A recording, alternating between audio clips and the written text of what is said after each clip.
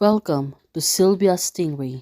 Hey guys, welcome back to my channel. It's me, Sylvia, your Yuri Manhwa translator. Hey guys, good morning. Let me present you the new chapter of Long-Awaited Feelings or Feelings Can't Wait, chapter 112. So here it is. Let's read the story. Back to Ji Yuyan. Right now, she was in shock to hear the news at this moment. Jing was in the car accident.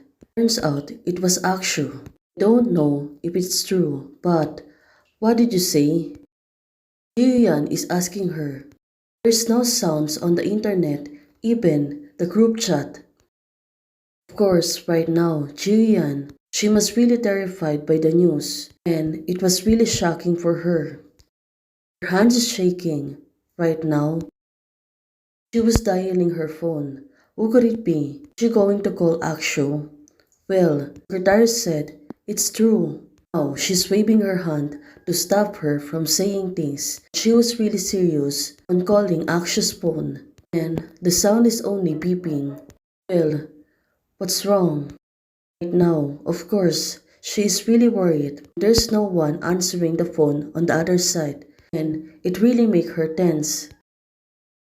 Still, the phone is beeping. Her assistant still looking at her. Well, she was also worried about Akshu. The two of them now keep really waiting. And if there's no one's gonna answer on the other side, right now, Jiyan, her pulse is really falling. Well, this is not good. No one's answering the phone as of the moment, and it's been took a long time. Suddenly, there's someone speaking off the phone, and it's making Jiyan. She becomes so happy. She was calling Akshu's name. Well, she was really hoping that Akshu is fine and well. Look at her. She was really happy.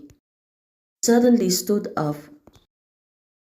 Right now, her assistant seems to be happy also. But Jiyan, someone said, it's me. Director Tao Singro. Well, it really is. Right now, there's no Akshu. But it turns out it was Director Tao that's answering her phone. Now it makes sense to Jiyan. She was asking, where is Akshu? Well, maybe Akshu is only resting. Right now, Director Tao, something happened to her and she is undergoing examination right now. Well, it turns out Akshu, she was confined on Beijing Hospital. It's only a minor injuries, Director Tao said to her. Also, there's no danger, you don't have to worry about it. Jiyan, she was really persistent and said, where? Tell me. I'll go right away. Well, can she really tell her? Right now, Director Tao. She was thinking to herself that right now it was really a good performance. She don't want to get her worried. Well, after talking to Jiyan, look at her. At least it's better than the last time. Oh, this girl. She was really good at deceiving people. Right now, it makes sense. She was really happy on teasing her. But her assistant said, Sister Chi, there's still activities. And it's not over yet. Of course, she was really terrified. Seeing Jiyan will go away. What about the taping? Here it is for you. I said that I was temporarily unwell and have something to do at home. Anything is fine. Oh, right now, she wants her secretary to tell them an alibi so she can go out. Visit Akshu on the hospital. Consequence will be find Sister Wei. Oh, this is it. Jian, she was really unstoppable right now.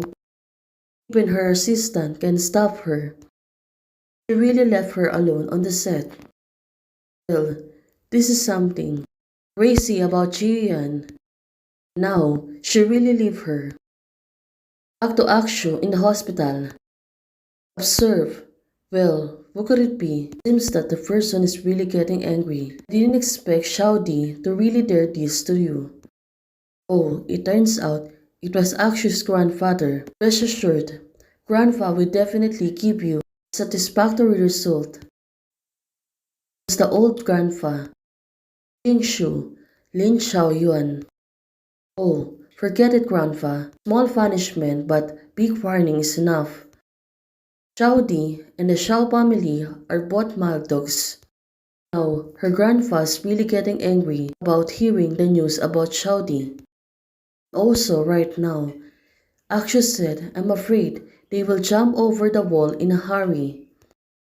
But the old grandpa said, I'm not dead yet. Of course, he will invoke a punishment for the Xiao Di family. Let's see, who among them dares?